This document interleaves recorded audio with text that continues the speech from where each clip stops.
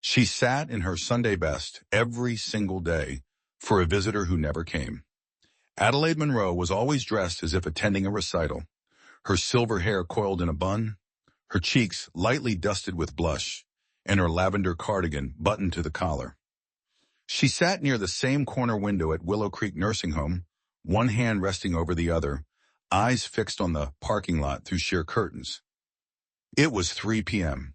It was always 3 p.m. Each day she believed today might be the day her son, Daniel, would finally show up. And each day she was left with only the company of ticking clocks, idle nurses, and the low hum of television static. The nursing home was quiet except for the occasional echo of a wheelchair rolling or a cough breaking the silence. But the loudest thing in that building was the loneliness. It coated the walls like old paint, thick, flaking, and forgotten. No one spoke to Adelaide much anymore. They had learned not to ask about Daniel. Once she'd smile and share stories of his childhood. Now she stared out silently, the stories replaced by empty waiting. No one knew why he stopped coming, and no one asked. Willow Creek smelled like lemon disinfectant and boiled cabbage. The walls were a faded shade of peach, meant to feel warm but failing. Wheelchair marks scuffed the baseboards. The calendar in the lobby still read February, even though it was now April. The staff did their best, but they were few, underpaid, and overworked. The residents drifted like ghosts through hallways where no one visited. Mr. Whitaker sat in the TV room, watching static on Channel 3. He wasn't waiting for anything. He had long since accepted that no one was coming for him. 2 doors down, Mrs. Hargrove hummed to herself while brushing the hair of a doll she'd named Lucy. She believed it was her daughter. No one had the heart to correct her anymore. In room 12, Mr. Alvarez kept a journal, not of his days, but of his regrets. His children had moved across the country, sent birthday cards signed by assistants, and called twice a year.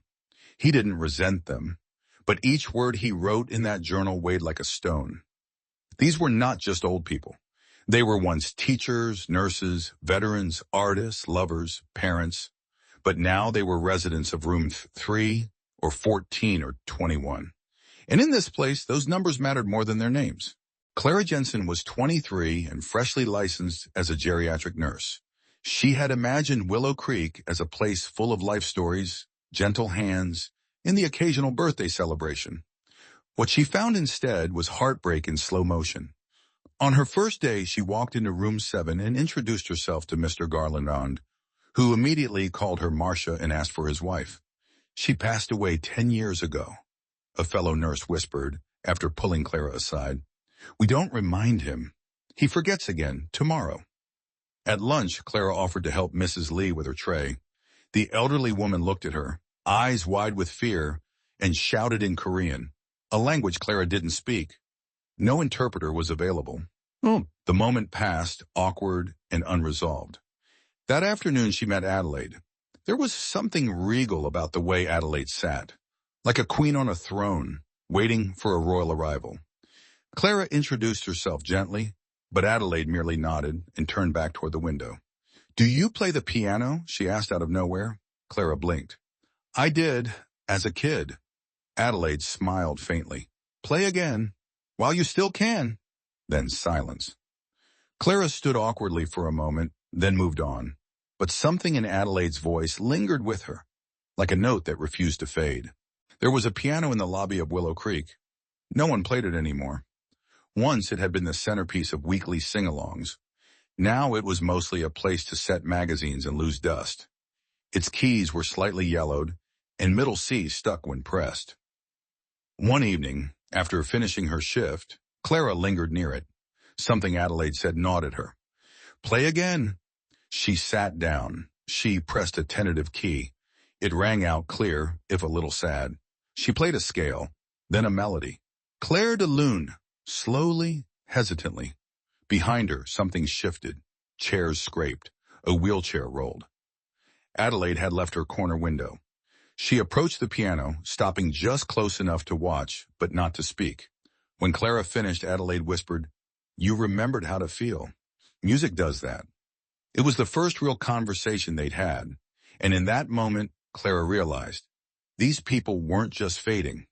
They were waiting for someone to see them again. Not as patients, but as people. The echo of the final piano note lingered in the air like a fragile thread of memory. Clara sat still, her fingers gently resting on the ivory keys of the worn upright piano. The room was quiet now, so quiet she could hear her own breath. She didn't look up right away. She was too afraid that maybe no one had listened. But someone had. Adelaide was standing a few feet behind her, one hand resting on the back of a chair, her eyes glassy with something that shimmered between memory and sorrow. Clara turned her head, slightly uncertain. "I didn't mean to disturb anyone," Clara said softly. "You didn't," Adelaide replied. "You reminded me I used to be alive." Clara blinked, unsure of what to say to that. Adelaide's voice was not angry, nor wistful. It was simply honest, heavy with a truth that only time and silence could teach. "Do you play often?" Adelaide asked, moving closer now, slow and elegant even in her old age. "Not really. I took lessons when I was 10, Clara replied, watching her. "You have emotion in your playing. That's rare," the older woman murmured. "Too many people just press the keys." Clara almost smiled. "Did you play?" Adelaide didn't answer right away. She stepped toward the piano bench, placed her hand gently on the edge of the instrument, like someone greeting an old friend. "I was a pianist," she finally said, "before I became a mother, before arthritis, before here." Clara stayed silent. She had learned quickly that silence in Willow Creek was more than absence. It was permission, a way to let stories unfold at their own pace. Adelaide sat beside her on the bench, her hands folded in her lap. Her nails were neatly trimmed, painted a dusty rose. Her skin was lined, but her posture spoke of discipline, of years on stage, of applause now long faded. "I used to play for people who listened," Adelaide said. "Now I play only in my head." The sentence sank between them like a stone in still water. Clara turned back to the piano and began to play again, softly, cautiously. Moon River this time. Not perfect, a little unsteady, but filled with heart, and as the melody unfurled, Adelaide closed her eyes. That night, Clara sat in the break room with a notebook open in front of her. She began writing down the names of residents she had met, and beside each name, she scribbled something personal. Adelaide, pianist, elegant, waits every day at 3 p.m. Mr. Alvarez writes regrets in journals. Silent. Mrs. Hargrove believes doll is daughter. Needs gentle tone. Mr. Whitaker writes letters on Sundays. Suit and tie. Always. She didn't know exactly why she was doing it. No one had asked her to. But something about this place haunted her. Not in the scary way, but in the way a beautiful abandoned house might.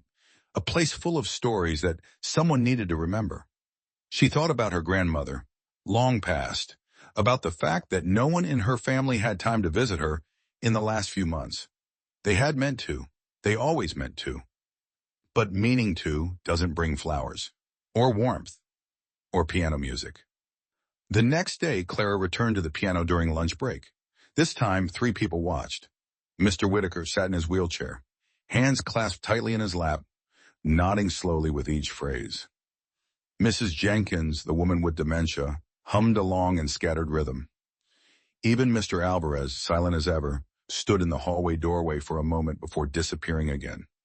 Adelaide didn't sit beside her this time. She stood across the room, arms crossed gently, her eyes fixed not on Clara, but on the piano itself, like she was watching a version of herself from years ago.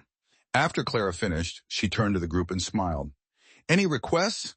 There was silence, and then Mr. Whitaker raised his hand weakly. "Play a Debussy, if you know him."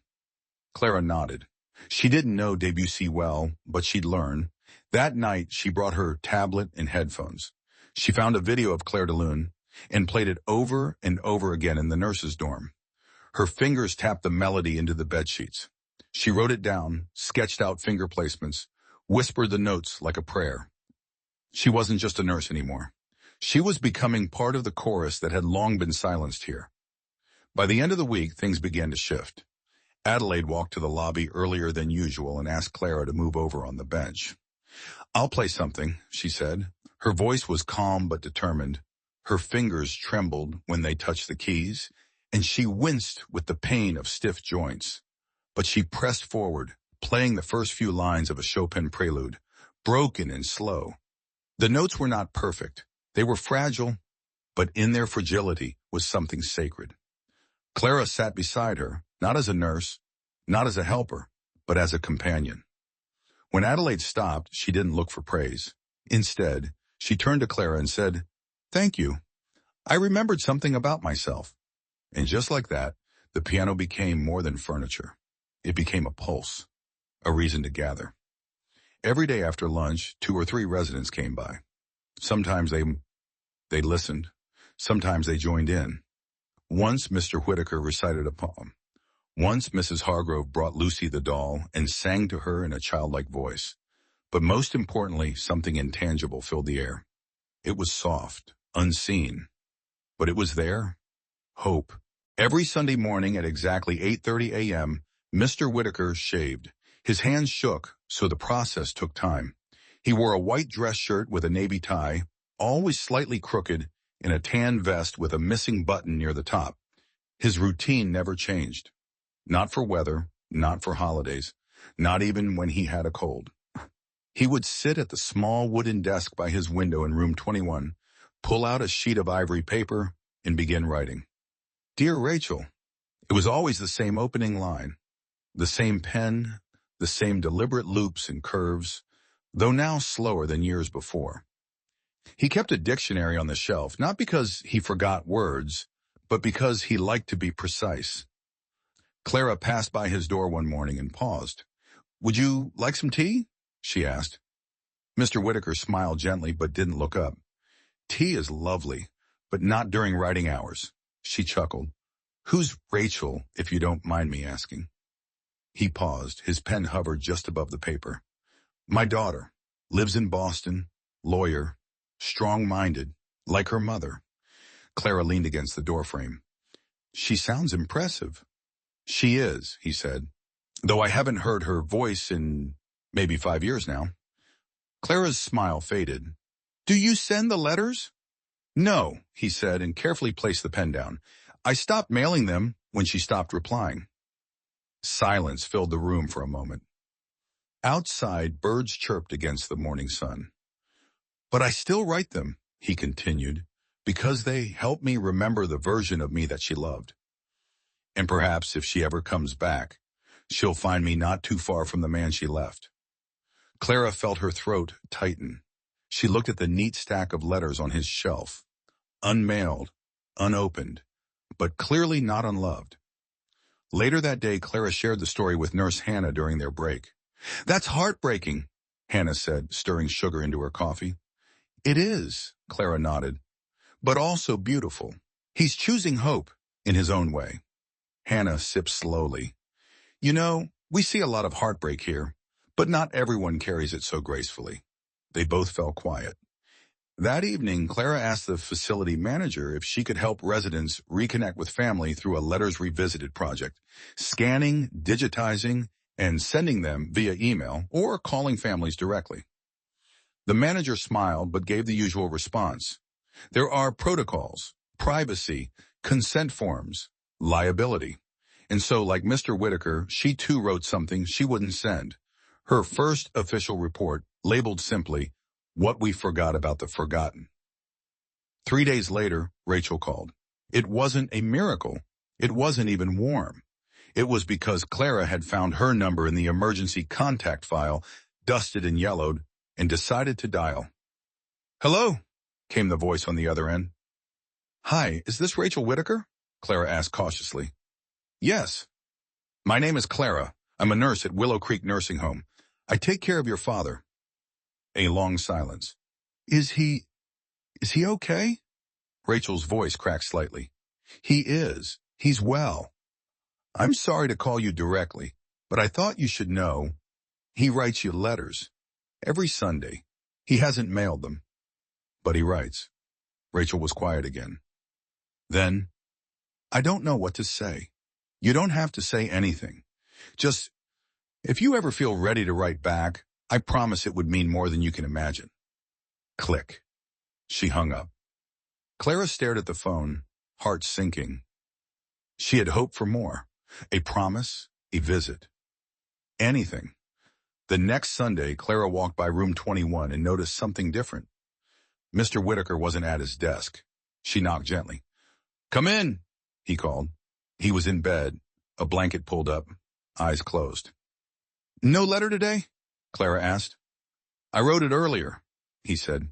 "But I'm tired today. Mind if I ask you a favor?" "Of course," she said. He held out an envelope. "Would you read this one to me?" Clara took the paper carefully and sat down beside him. She unfolded the page and began to read. "Dear Rachel, this week I met a young nurse named Clara. She reminds me of you at 24. Curious, stubborn, too smart for her own good." He smiled faintly. Clara continued.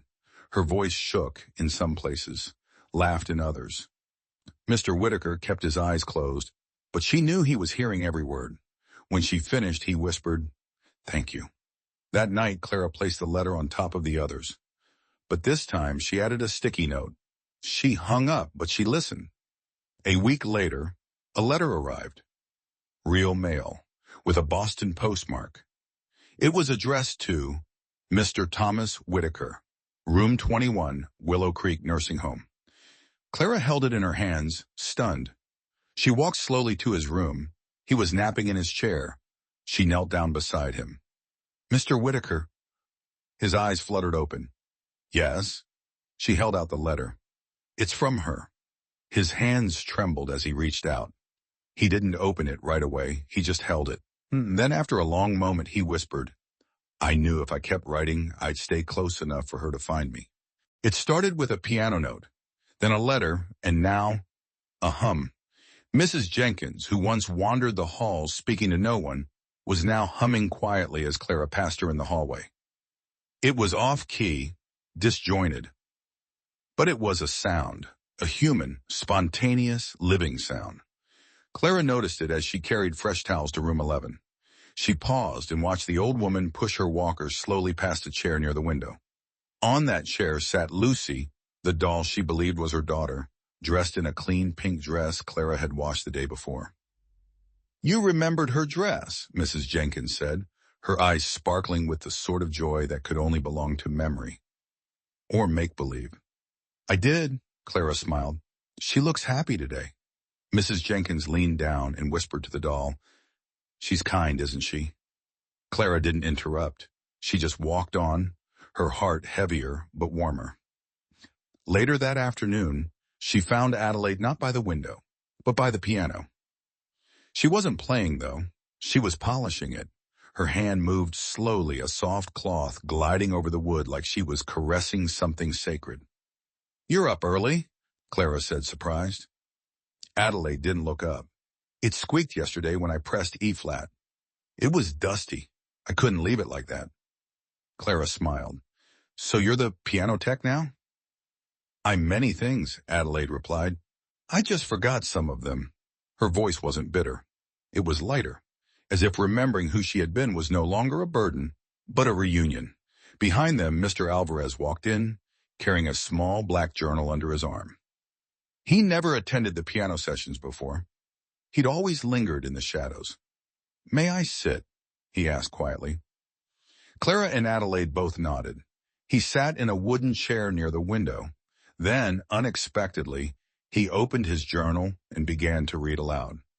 There was once a silence so loud it broke bones. But then someone played a song, not for applause, not for rescue, but because their hearts still remembered how. And in that sound, we were found. No one spoke. Mr. Alvarez closed the journal and placed it gently on his lap. His eyes remained lowered, but his voice had been clear, unshaken. For the first time, he had not written to himself. He had spoken to others, and they had heard him. By the end of the week, something rare happened at Willow Creek. People began showing up, not just physically, but present in ways they hadn't been in months, even years. A man from church came to visit Mr. Thompson and played a hymn on his guitar. The local middle school sent drawings from their students. One of the aides organized a memory wall in the hallway. Residents were invited to hang photos or notes about who they had once been. Adelaide pinned up a faded newspaper clipping of her 1972 Carnegie Hall performance. Below it, she wrote, "This was me. I was loud once." Clara pinned up a drawing of a piano with a sticky note, "This still is you." On Friday, something unexpected happened. Rachel arrived. Not with fanfare, not with flowers. Just a soft knock on the receptionist's desk and a quiet, "I'm here to see my father." When Clara walked her down the hall to room 21, Rachel was silent the whole time. Her heels clicked on the polished floor. Her fingers fidgeted with the strap of her handbag. She was dressed professionally, but her shoulders slumped like she was bracing for impact. Mr. Whitaker was in his chair, staring out the window as usual. A book lay open in his lap, though his eyes were far from its pages. When he turned and saw her, he didn't speak. Neither did she. For a full minute, they just looked. Then Rachel stepped forward and whispered, "I'm sorry it took so long." Mr. Whitaker nodded. "It's okay. I've been here." She smiled faintly. "Still wearing that crooked tie, I see." He chuckled. "I left it like that on purpose, in case you remembered." She kneeled and adjusted it gently, just as she had as a child before her piano recitals. Neither said anything more. But they didn't need to. That evening, Clara stood alone in the lobby, her hand resting on the piano keys. She didn't press them. She just sat. Behind her, Adelaide approached and placed a folded note on the piano. "For you," she said. Clara opened it. The handwriting was careful, looping, a little shaky. Music cannot fix the broken, but it can name the cracks. And when we name things, they hurt less. Thank you for reminding me how to name mine. Clara felt tears rise but didn't let them fall. "I should be thanking you, she said. Adelaide smiled. "Then let's agree to thank each other. Every time the music plays." On Monday morning, a bright yellow envelope arrived at the front desk of Willow Creek. It stood out among the usual white forms and pharmacy labels. On the front, it read, "To the residents and staff of Willow Creek Nursing Home, from Oak Ridge Elementary, Room 4B. Clara opened it during her mid-morning break. Inside was a single, neatly folded piece of paper covered with colorful crayon drawings, smiling suns, musical notes, and stick figures holding hands. At the top, in careful third-grade handwriting, were the words, "We heard you have a piano. We'd like to hear you play." It was signed by a class of 26 children, each name accompanied by a scribbled self-portrait. Clara walked into the break room grinning. "Everyone," she said to the nurses around her, "we've been summoned by third graders." That afternoon, she brought the letter to Adelaide. "They want to come visit us, hear the music, maybe even sing along," Clara said. Adelaide looked at the letter, then back at Clara. "Children?" she asked with a raised brow. "Yes, children. The loud, unpredictable, curious kind." Adelaide let out a rare laugh. "So, chaos, but joyful chaos." Clara smiled. "Do you think the others would agree to a visit?" "Only if we give them a reason to show up." Adelaide stood, slowly but firmly, and turned to face the old piano. "Let's give them a concert." The idea spread through the home like light through stained glass. It touched everyone differently, but no one remained untouched. Mrs. Jenkins insisted on brushing Lucy's hair for the event. Mr. Alvarez began writing new verses, lighter ones. Mr. Whitaker pulled out a suit he hadn't worn since 1999 and asked Clara if she thought the moth holes were distinguished or disastrous. Clara, meanwhile, printed the names of every resident and taped them to a planning board, along with the roles they volunteered for. Adelaide piano, Mr. Alvarez. Poetry reading, Mrs. Jenkins. Doll choir supervision, Mr. Whitaker. Greeter, Clara narrator. A few others simply wanted to sit and clap, but for the first time in a long time, everyone wanted to do something. The day of their visit arrived with nervous energy. Willow Creek had not been this clean or this alive in years. Streamers made from paper napkins lined the walls, residents wore their best sweaters and pins, and curled their hair like they used to before dances. A scent of lemon and lavender filled the air. At 10 a.m., the front doors opened, and in walked 26 children, hand in hand, led by their teacher, Miss Felton. The residents stared. The kids stared back. Then from the back of the crowd, Mr. Whitaker whispered, "Welcome to our concert hall." A wave of laughter broke the ice. Adelaide opened the show with Chopin, her fingers stiff, yes, but still precise. The children sat cross-legged on the floor, wide-eyed. When she finished, they clapped as if she'd just performed at Carnegie Hall again. Next, Clara stepped forward and read a poem Mr. Alvarez had written for the occasion. "We are not the end, but the long verse before the chorus. We are not forgotten." Just paused, waiting for someone to press play. A silence followed, and then the teacher stood and began to clap, followed quickly by the kids, and then everyone else. Mrs. Jenkins stood next to her doll and declared that Lucy would like to say thank you. No one questioned her. They simply smiled and nodded. When the concert ended, the children didn't want to leave. They asked questions, drew pictures with the residents, sang songs. A group of girls braided Mrs. Lee's hair, while another group of boys insisted on learning the real way to write cursive from Mr. Whitaker. And Adelaide? She sat at the piano, quietly playing as background to the laughter now filling the room. Clara stood near the door, her heart swelling at the sight. She felt a tap on her arm. "Thank you," said Miss Felton, the teacher. "For what?" Clara asked. "For reminding them, and me, that aging isn't disappearing. It's transforming, and that stories don't end just because they grow quiet." Later that night, after the children had left, Clara walked past the dining hall. The room was empty now, but the air still carried the echoes of the day. She passed Mr. Alvarez's room and saw him writing again. She passed Adelaide's door, open for the first time since she arrived at Willow Creek. Inside, Adelaide was staring out the window, but not waiting anymore. She was smiling. The next few weeks at Willow Creek were different. Not dramatic, not loud, but undeniably alive. The kids had come and gone, but the impact lingered like sunlight on an old photograph, warming everything it touched. Every Tuesday afternoon, a letter would arrive from room 4B. Sometimes it was a poem, sometimes a drawing. Once it was a class photo with every child making a silly face, and "To our friends at Willow Creek," scribbled in rainbow marker on the back. The residents responded too. Adelaide composed short melodies on paper and mailed them back. Mr. Alvarez included poetry in return envelopes.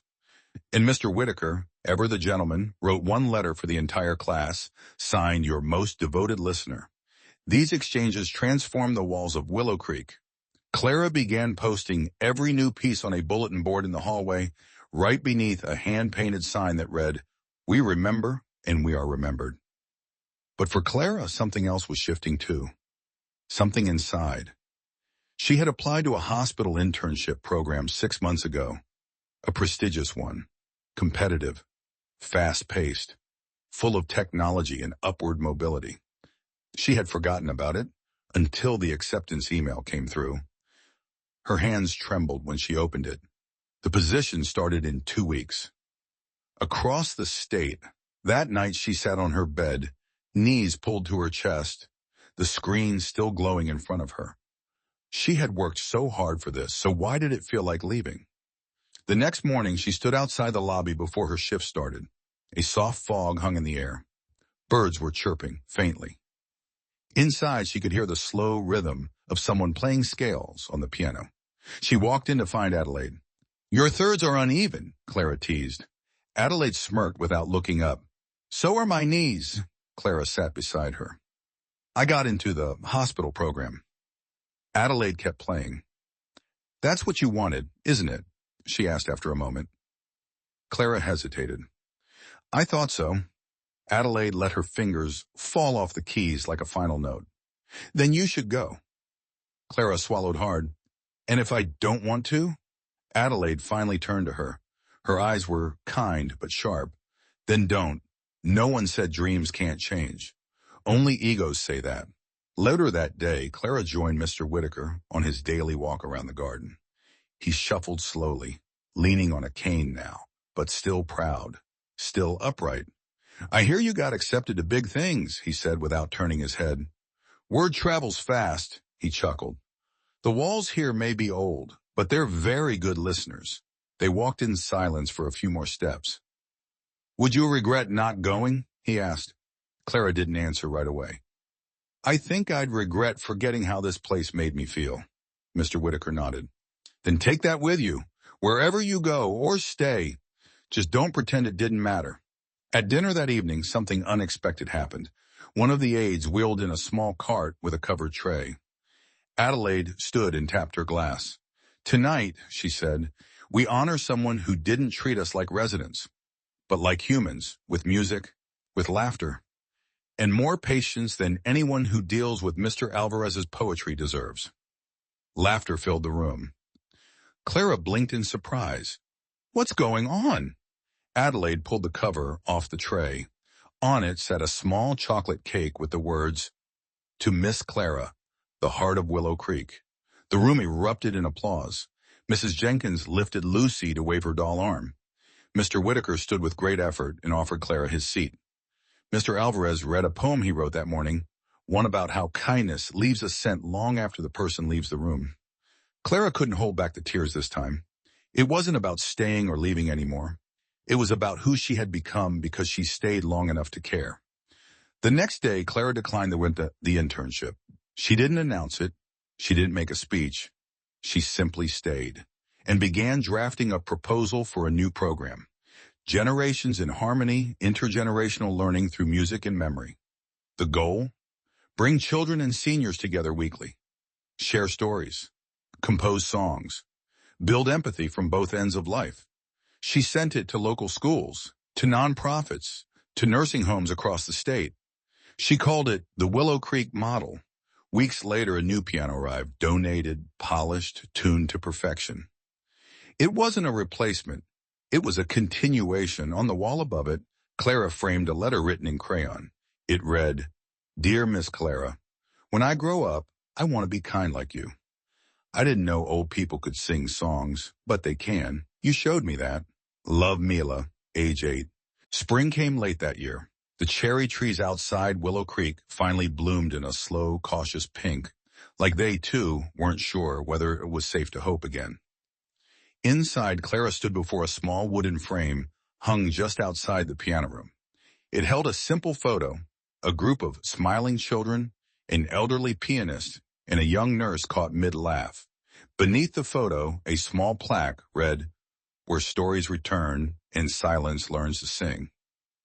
The Willow Creek Harmony Project." That's what it was called now. No longer just a place where the old went to wait, but a place where lives met, across generations, in music and memory. Clara had stayed. Not forever, but long enough to build something that would. She trained new staff. She helped connect 6 other care centers with local schools. She gave talks, wrote articles, and every week, without fail, she returned to Willow Creek for one thing, to play the piano. She wasn't a professional. Never would be. But that wasn't the point, because every time her fingers touched the keys, Adelaide would smile from her chair in the corner, nodding gently with approval. "You learn to play from the heart," she would say. Clara always replied the same way. "I had good teachers." One Thursday afternoon, Adelaide didn't come to the piano room. Clara found her sitting in the garden, her lap covered with a crocheted blanket. Her hands rested calmly. Her gaze was distant but soft. "Want to play today?" Clara asked. Adelaide shook her head gently. "Not today." Clara sat beside her. They didn't speak for a while. Then Adelaide said, "I think it's almost time." Clara didn't ask what she meant. She knew. She reached out, took Adelaide's hand, and held it quietly. And that evening, Clara played Chopin alone. The next morning, Adelaide passed peacefully in her sleep. At the memorial, there was no black, no somber organ. Instead, Clara stood beside the piano and said, "She told me once that music doesn't fix the broken. It just lets us name the cracks, and that maybe naming them was the beginning of healing." Then she played. She played the first piece Adelaide had ever taught her, the one she had nearly given up on, back when she thought Willow Creek was just a job. As the final note echoed, Clara whispered, "You were loud once, Adelaide, and you still are." Years later, children still came. They no longer met Adelaide, or Mr. Whitaker, or Mrs. Jenkins, but they met the piano, and they met Clara, now director Clara Jensen. She sat with each new child who entered the room, placed their small fingers on the worn ivory keys, and said, "This place remembers you, even before you arrive." And on the far wall, above the piano, hung a new plaque. This one had no gold trim, just wood and ink. Simple. It read, "We were here. We loved. We waited. We made music. We mattered." And beneath it, written in pencil in a child's handwriting, "So do I, a visitor, age 8.